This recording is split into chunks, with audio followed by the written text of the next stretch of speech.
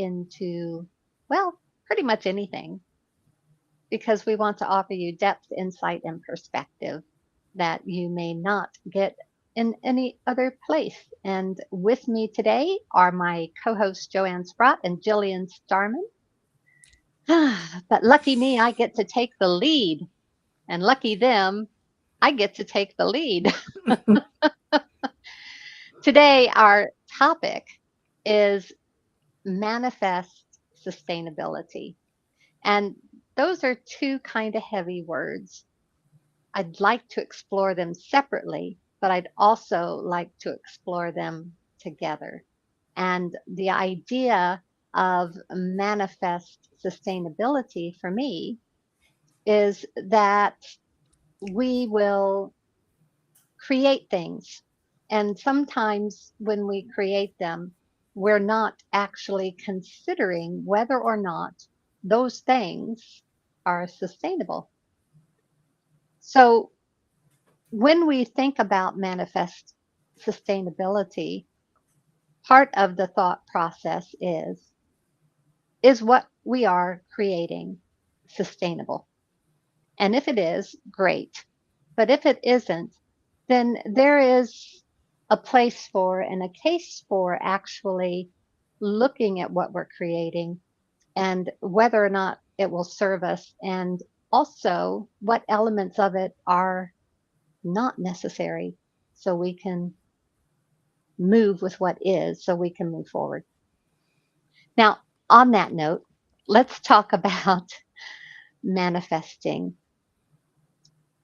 Joanne, tell me your idea of manifesting. I think it's a combination of feeling really solid in my own purpose, feeling clear about what actions I want to take to get there, and having a sense of persistence. Hmm. For instance, if you're starting a new business and you're marketing that business, you have to be persistent about getting the word out there, for instance. And to Mhm. me, that's part of manifesting, since the idea is you're trying to connect with other people. So it's important not only to have in my own head and in my own heart what I want to be expressing, but I need to go out there and express that in order to make it work, and Right, in order to manifest it in the real world. right. So manifesting is definitely not a passive exercise. No, no. No, there is some action with it. Yeah. What about you, Jillian? What is your idea about manifesting? I like the way that you presented it in that it's about creating. So I think for me and who I am, if I'm going to create something new, I tend to go and learn about what is it that I'm going to need in order to do that. And I tend to put a little bit more emphasis on the preparation first, whereas maybe other people are more willing to step out and see what happens first. Mm, Ah, And mhm. so, I am looking at, if I'm going to create something, I'd like to at least have an outline or a framework for what this is going to look like. I Right. won't have the whole picture, but I'll at least have a general idea when I step out, because then I'm going to pull the other word sustainability in there. Because if I want what I'm going to manifest to be sustainable, I've got to know that what's my capacity, what's my energy, mm. what are my boundaries. I have to, so I can't really separate those two when I do things, Mhm. because I'm going to create something. I've got to know that I have the resources to bring it to fruition. Right. So part of this, from what you were first speaking about, Jillian, to me is an idea of how risk averse you are, Hmm. because good preparation usually is an exercise we do to mitigate our risk. Mm-hmm. So I used to be the person you were talking about who would just jump in with both feet and wait for the water to settle, right? and then pick up the pieces and make something from it all. That's the kind of what I used to be. I don't do that quite so much anymore unless the great nudger gets nudged really hard. And I'm told, this is what you're doing. And it's like, okay, let's get it done then, shall we? Mm. But I understand where you're going with that. I can understand how preparation is vital, especially in creating anything, whether it's a piece of art, a book, composition, whatever it could be. You have to gather your resources to begin, because otherwise you won't be able to meet whatever it is you're creating fully, will you? And I really don't think that because I'm sitting there and I'm working on, what am I going to create or manifest next? I can get a quarter, 2/3, whatever into it and then go, yeah, I don't think so. And I'm willing to put it aside and start on something new. It doesn't mean that I have to see it all the way through to know that it's going to work or not work. But I'm only willing to put, there again, going to that risk averse. It's also resource averse. I'm not willing to put all of my resources into it if it doesn't look like it's going to give me the return on my investment. Well, that can also be another topic, return on investment, because it's not just money, is it? No. And the more we create, the more we realize it's kind of a circular economy, because creation, gathering, using your resources, making it sustainable, so your return on investment all round allows you to create again. Yep. Right. So it can be a rather large, sometimes circular economy. Sometimes it's quite small because, well, some things are very quick turnaround, aren't they? And it's evident whether they're going to work and be sustainable. Yeah. And it makes it an iterative process, because every time you do something, you learn from it and you can improve. And or you learn from it and you decide, no, we're not going to do that again. And so it definitely is what I consider very much an iterative process. Yeah. And it also helps build your confidence if you're successful. And it also helps you stay curious if you're not. Yes. Oh, right, right. Yeah. Yeah. And I have some questions. So where do you notice the greatest gap between sustainable intentions and lived practice? Who wants to jump on that one first? Mm-hmm.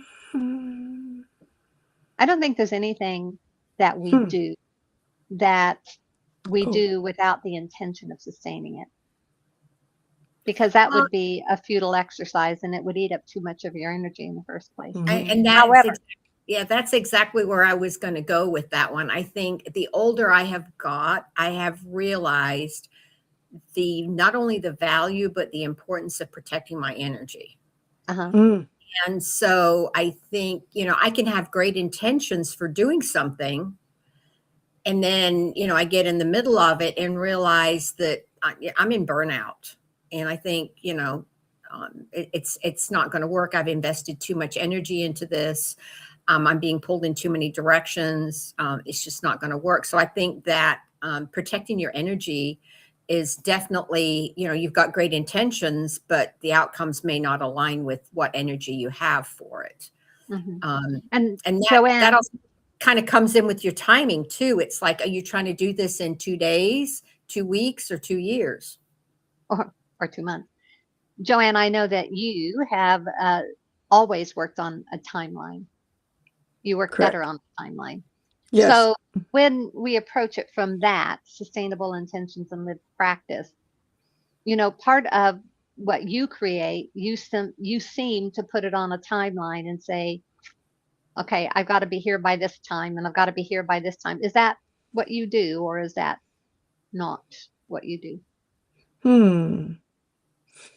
I'm curious what your process. I start off trying to do that. And then I get distracted. Yeah. And I end up doing most of the work on a deadline type of project near the end. Right. Okay.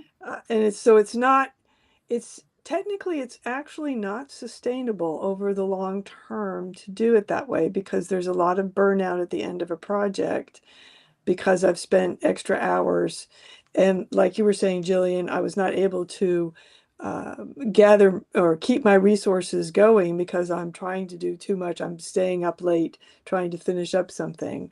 So procrastination has its costs as far Mhm. as sustainability over time. But your intention is that you give it a timeline. It's just your lived practice is different. Yeah, my lib practice gets sabotaged largely by myself, really. I can. It's also a question of setting boundaries with the outside world and other people and whatnot. And I have always had issues where I want to help Yeah. and take care of people. So I'll end up sabotaging my own effort because I am not staying with myself and creating the space that I need to pace myself correctly. So Has that improved as you get older, or has that not improved? it has improved quite a bit since I've gotten older. Yes, Right. I am much more able to find the words and the intention to say no to things soon enough so that they don't take over my entire Derail you. calendar Yeah. before I get there, and to think ahead Right. about like what Jillian was talking about. What conversations, what people do you want to be spending extra time with that you're not getting paid for?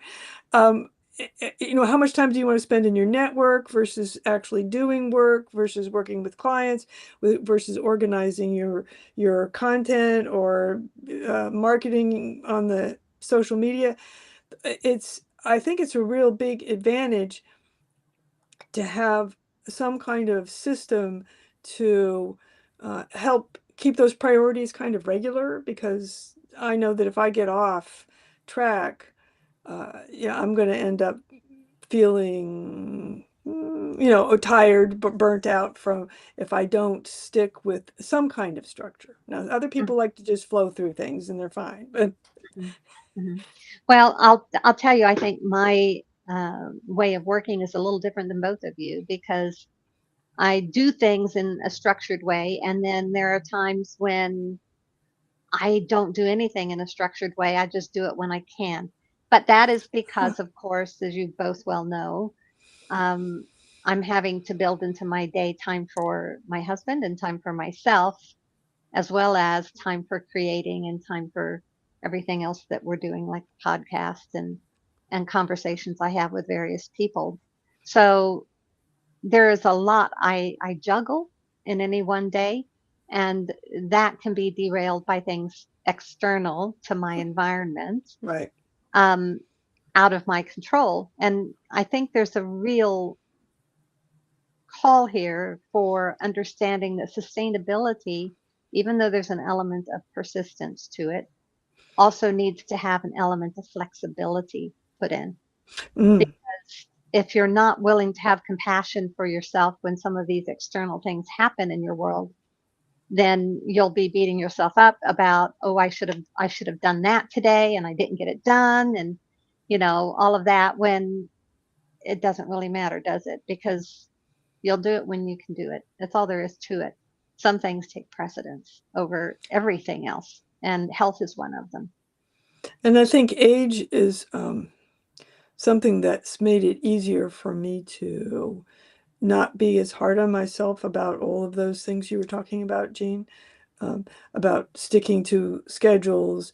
I find that I have more flexibility in a certain sort of way Hmm. because I'm a bit kinder to myself with deadlines, etc. And I will, if I'm doing, say, one of my day job book indexing projects, I'm not afraid to ask the client for an extra day, or hey, it's due at the end of Friday. Are you guys going to go in and need something before Monday? No. Okay, I can work part of the weekend if I want to. Hmm. And that takes the pressure off of me in a certain way.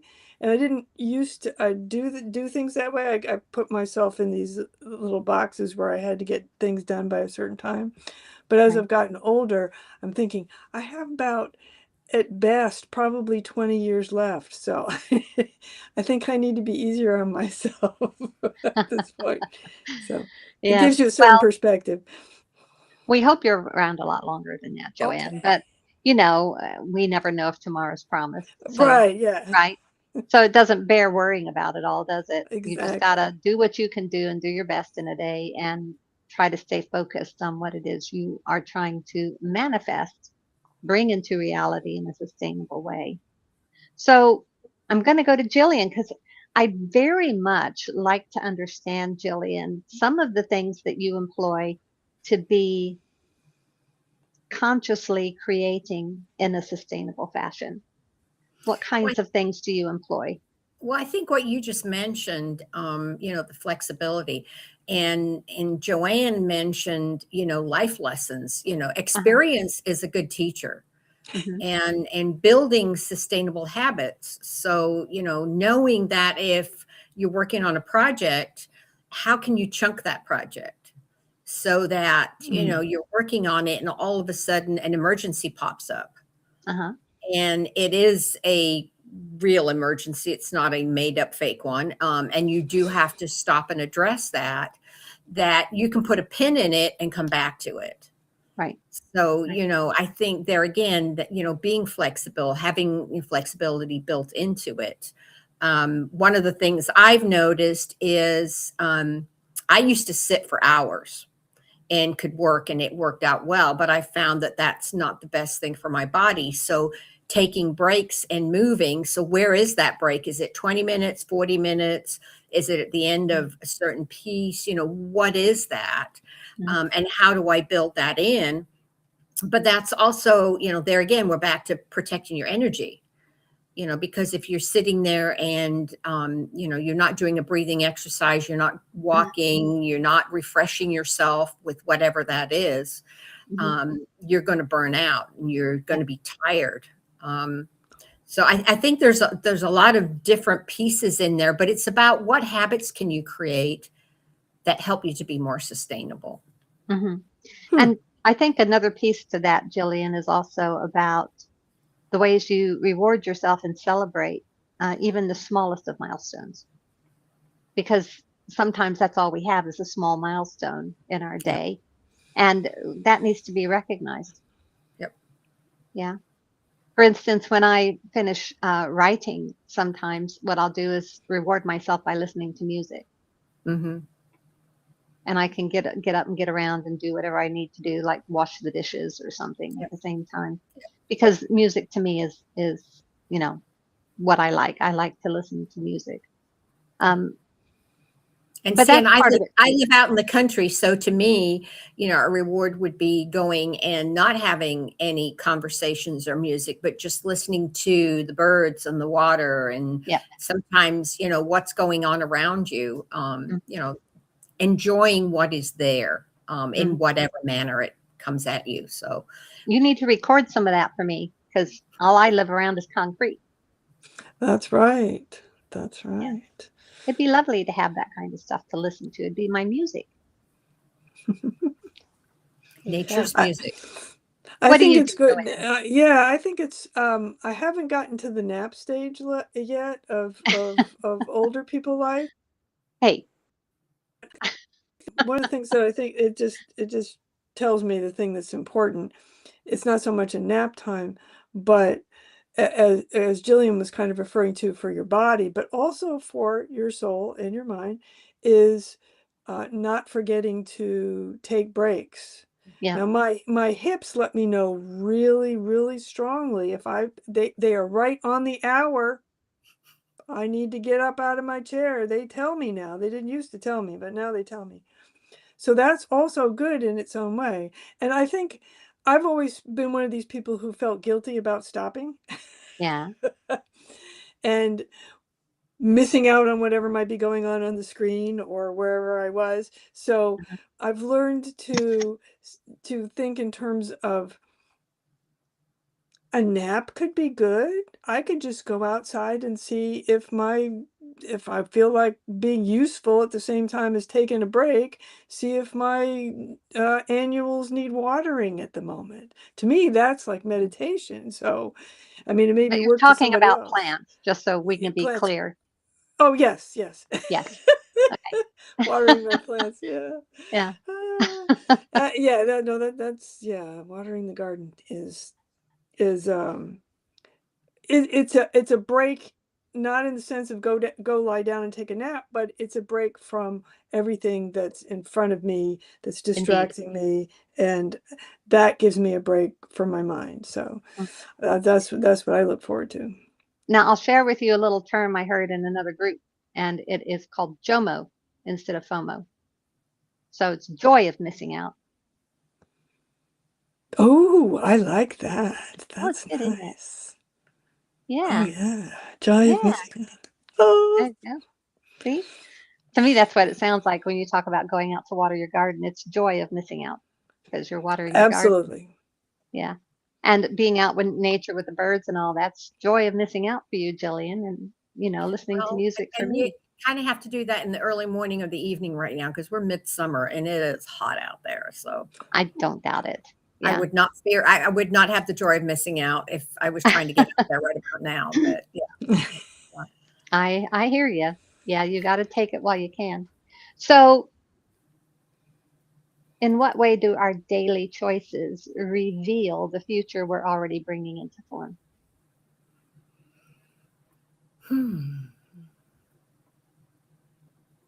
That's a head I think scratcher. I think one of the things that we need to look at is the alignment piece. Is what we're doing in alignment with what we've done, and if it is, are we continuing to do that? Hmm. Or if we feel out of alignment, which there again goes back to energy, because that's usually your biggest, Hmm. Yeah, indicator of whether you're aligned or not. Um, do you need to make changes? And I think that's one of the most fun and interesting pieces is we can learn and we can change. Just hmm, because we're on one trajectory doesn't mean we have to stay on that trajectory. We have the choice to shift or move hmm, or even just stop what we're doing. But I think it's, it really comes down to how intentionally are you using what you have. And one of the biggest things that we have is our energy and how hmm. that impacts what we're doing. Because, I mean, I know I have a back injury because of things that I did when I was younger that I wasn't being intentional about movement.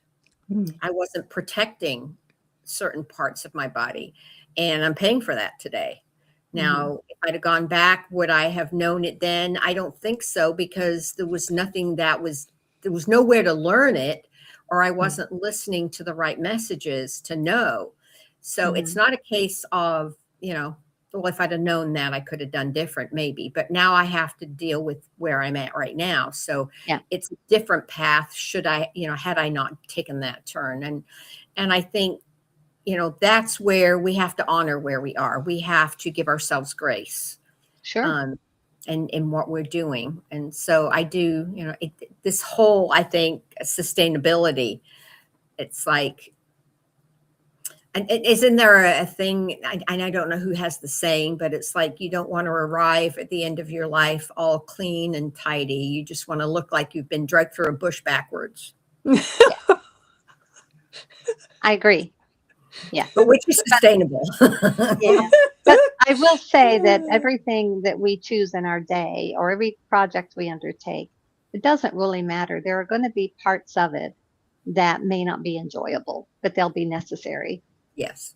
And I think I love what I do. I love to do what I love. I find joy in it. When I Mhm. get to one of those patches where it's something necessary, to me, it's like, okay, I want to find joy in this. What can I do to find joy in this? And sometimes it's just playing games with myself about the way I can do it really well, or I can learn this and then get through this piece in this much time. So I kind of compete with myself a little bit. Another time it's all right, I'm going to get this far in this and then I'm going to take a nap, or I'm going to listen to music, or I'm going to do something that will give me a little bit of a joyful lift. And then I'll go on to the next part and do the same thing. I think it's so important. Energy is one thing, but we can deplete it or we can fill it up with joy.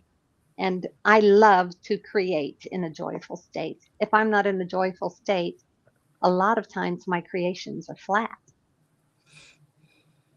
Well, I and I think that's think too, important. one of the other pieces that you've got to look at too is within your own self, Hmm. where do you find your energy the highest?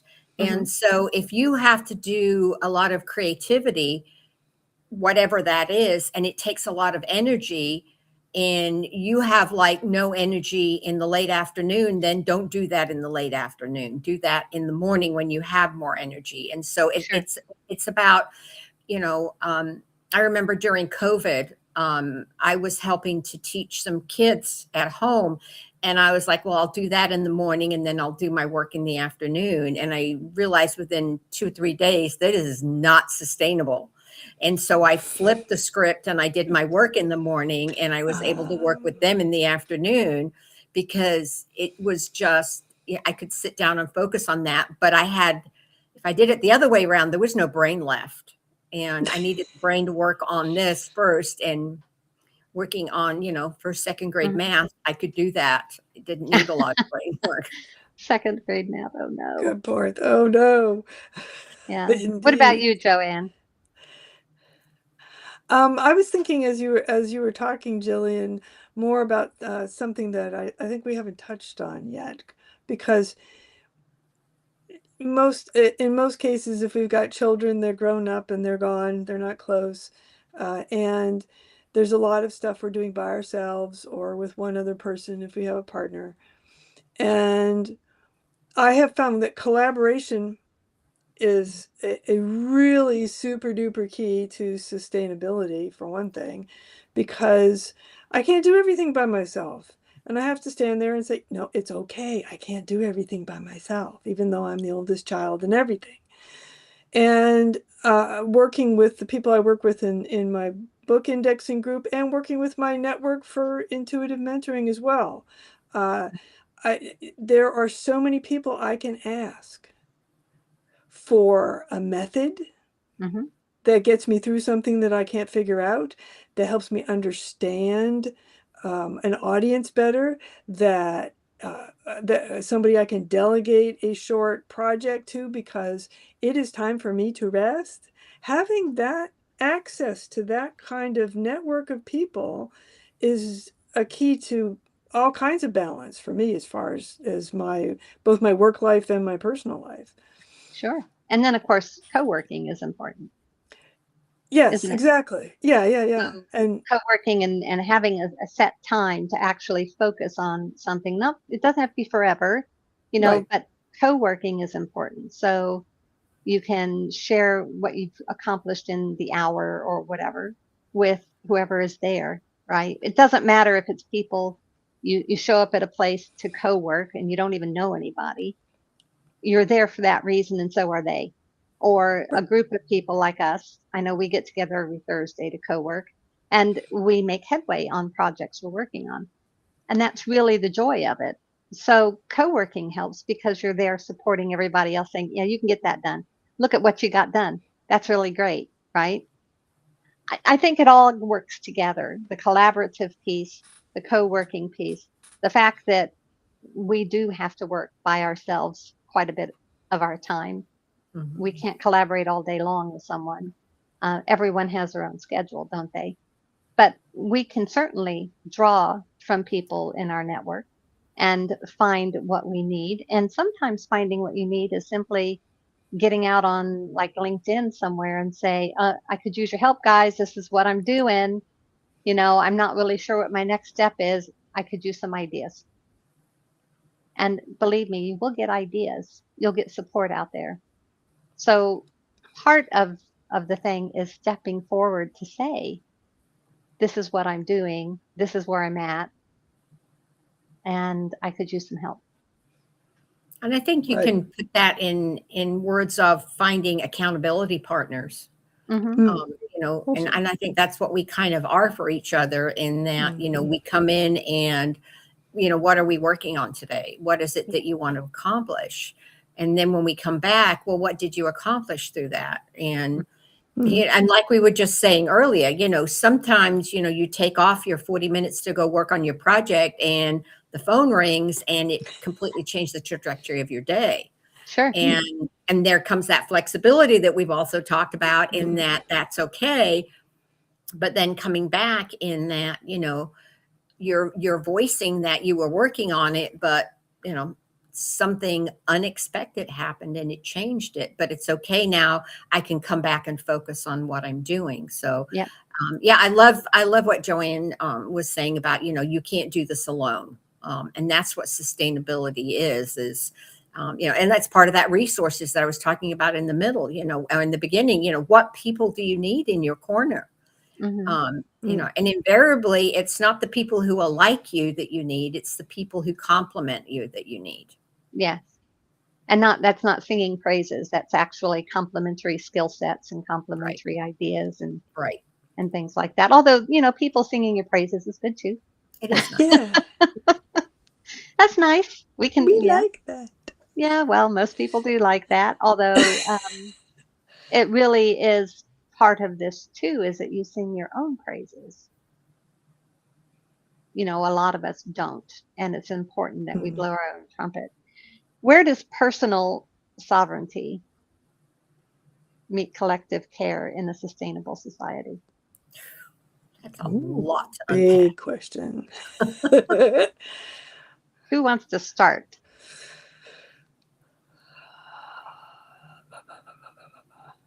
I can see the wheels turning, Joanne. Let's start with something that refers back to what we were just talking about, which is, you said the first thing was personal sovereignty. And at first, personal sovereignty sounds like being independent and doing a certain number of things for yourself. And that's okay.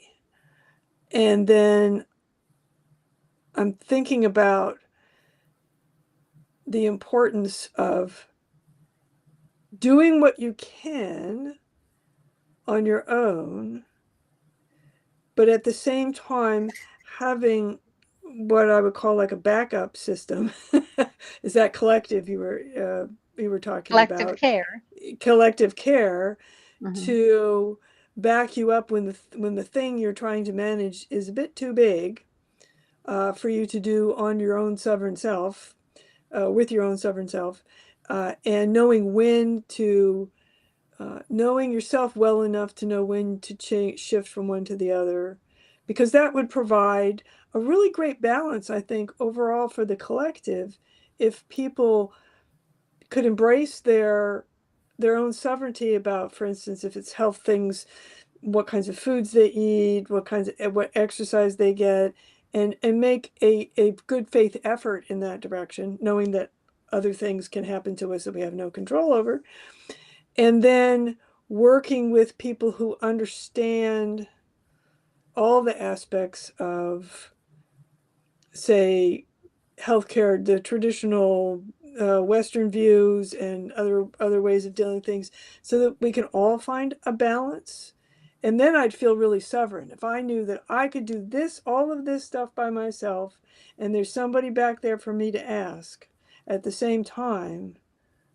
I think I would do the stuff by myself a lot better, if that makes sense, because I would feel supported. Right. And sustainable society? What you're doing, and where does that meet collective care in a sustainable society? That's, I think, the full question. I Well, probably I should put in think the chat so you guys okay, could have read it. okay. Maybe I didn't quite make that connection the way I wanted to. That's okay. It's a big question. But yeah, it's a big question. Yeah. If the collective system is encouraging, best case practices for human beings, for instance, and the human beings are responding to that, then it seems to me that you'll end up having a good balance, and both the collective and the individual will thrive. But does that not not get to your question also, or what? Well, I think it's not an easy question Mm, to ask, and it's a multi-layered, right. but we're giving it a go, aren't we? Yeah, Jillian, what that's about right. you, honey?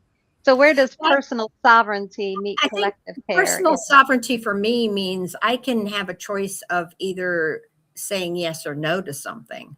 Uh-huh. And then your collective is that if I'm saying yes, do I need help with this? If I'm saying no, is there somebody that I can pass this off to who either has more knowledge, experience, wisdom, whatever, that can do this? And then that makes it sustainable because something's still being done, whether I do it or somebody else does it. Okay. So, for example, I can organize anything. Just give me something and I'll organize it. Whether it's people, places, things, I can organize it. Ask me to take care of somebody's health, like changing a bandage. No, I know it's not in my wheelhouse. And so, I mean, I'll give you an example. My dad had a cat. The cat needed to have an infusion every day. He can't do it because his hands have arthritis. I'm not doing it because it is not in my wheelhouse. So I called a friend and she came and did it.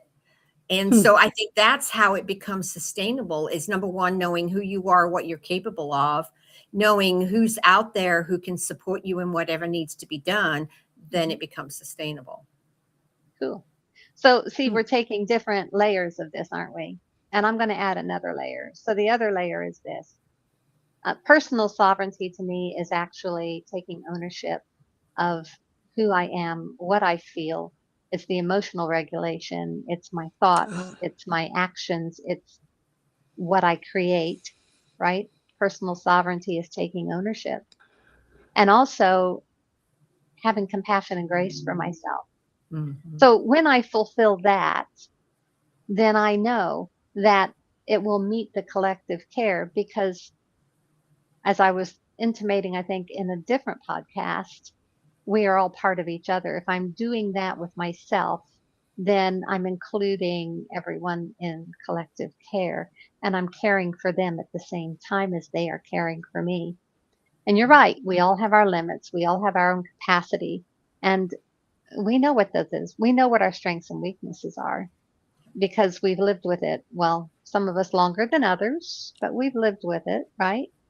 And if we do this, if we take personal ownership of all of who we are and express it in a way that we can care for others and they can care for us, then that will build a sustainable society of compassionate grace and care.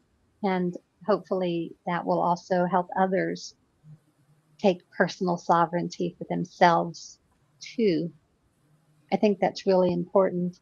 You know, I came across a statement today and it says, stay close to the human consequence. So if everything you create that you're working on has a purpose, which it will, because we don't create without a purpose. There's a thought process, there's a purpose, there's an emotion attached to it. There's always a purpose to what we create. It may not be visible to everybody, but it is to us. And if we stay close to the human consequence of everything we say, do, feel, whatever, then we can help this sustainability in society take place, I think.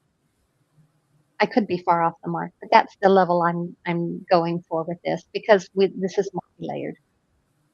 Well, and you're talking about, there is a purpose to it, but I think everything that we do, there's also a cost. Of course there is. Time that we use to do something is time that we can't use to do something else, or the Mhm. money that we use to purchase something is the money that we can't use to purchase something else. And so there's those, the offsets of, what is important to us. Mhm. And, back to your emotional regulation, why is it? Well, And I don't do the whys, you know that. That's okay. But it really is when you you do the talk about whats. the cost, it's the trade-offs, isn't it? Yep. There's always a trade-off.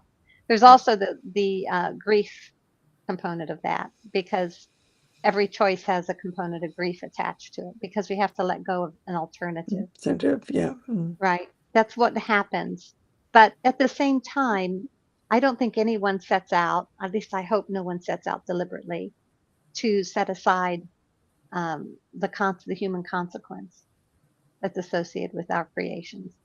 I can't say that wholeheartedly because, we have examples in the past where it seems to be the case where people deliberately choose differently.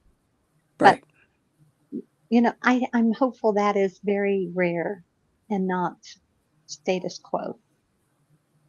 I know it doesn't seem like that right now with politics around the world, but right, this is how it goes. Human cycles, we cycle through everything. It is all part of this wonderful thing that we call life, and there's no escaping it. But here's another one. Go ahead, Joanne. Oh, there is an escape, but it's a good idea to get your full measure out of it before you leave. That's just my philosophy. But of basically life is don't leave until you've done at least a good portion of the things that you've decided to do, whether you're 22 or you're 95. That part doesn't matter as much.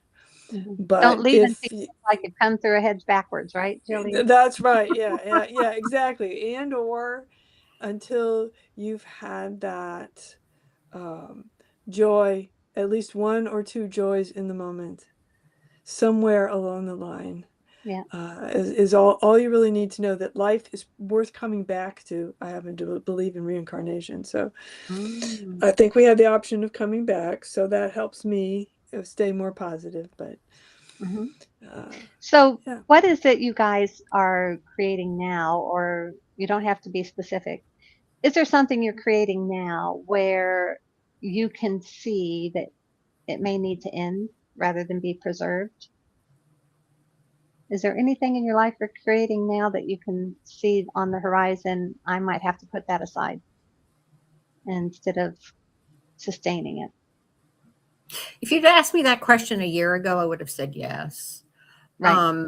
But some of the projects that I'm working on now, not just for myself, but with other people, Uh-huh. are what we call legacy projects. So what are Right. we creating that we can leave behind as not really a guide, but I don't know what the word is I'm looking for, A but gift. it really true. It's a gift for those coming up behind us, because This, those who went before us left the same thing for us. hmm So And we don't sometimes ever, we didn't want it. well, true or not true, exactly. I mean, we've talked before about unwritten rules, the things that were given to us that we've been following that we didn't question. Yeah. But so I think a lot of where I'm at right now is looking at that based on where I am in my life is, what can I leave behind that can be of benefit to others while still benefiting me while I'm here on this earth? Mm. Joanne, how do you think that would apply to your daughter or your kids? That question. What would you tell them? Oh, I think the first thing I would tell them is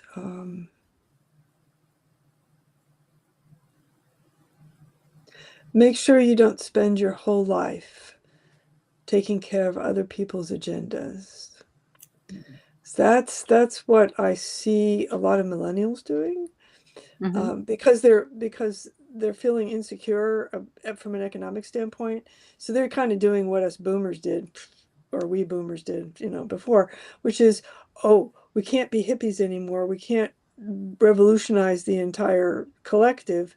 We've got to go back to work because now there's inflation. This is back in the 70s. And we end up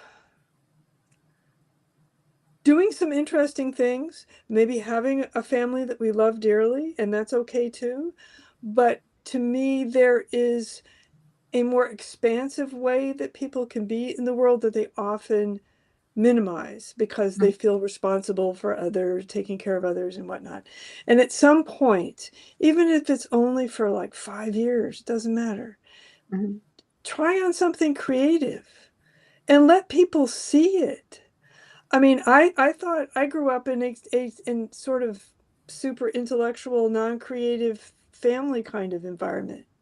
Little did I know that Mhm. my dad sewed an entire ball gown for his wife for a military ball they were going to. Well, there you My go. dad, the electrical engineer. Well, he knew all about putting things together. Yeah. But what I'm saying is he took the time out. Sure. He had a very busy career, but he took the time out to do this one thing that was super, from my point, super creative. I can't even think about putting, needle to thread to cloth, The fabric, yeah. and never told anybody. um, so tell people how much fun you're having doing whatever that thing is. Whether it can be a hobby, it doesn't have to be Yeah, something you have to make money on. But a lot of people put all of that aside and sure. just put their nose to the grindstone. And closer to the end of their life, they're like, well, did I What was forget to all have that for? fun? Yeah, what Yeah, was all that for? Yeah. yeah, yeah. And I always try to pass on the message that everything is temporary. Mhm. Oh, So, you know, if you have a job, you better be looking for your exit strategy because sooner or right. later you won't have that job. And if you're going to do anything in your life, make sure you find joy in it because Yeah. without it, your life will be empty. Everything is temporary. You're not guaranteed tomorrow. So if you're going to express yourself, by gosh, do it. Don't be afraid of it. That's how it goes. Ladies, sustainably, we're this is probably one of our longest sessions. Oh, So Yes. I know it's good, isn't it? Um, but we will be back next week. For our listeners and our viewers, thank you very so much for being here. We hope you found something useful in this conversation. We'd love to have your comments. Please reach out on DMs or wherever you can find us on socials or visit websites, whatever. Just let us know you're there, and please do let us know if we can help you with anything or discuss a conversation you might like to hear. Always would love your feedback. Until next week, ladies, thank you very much for being here, and I will see you all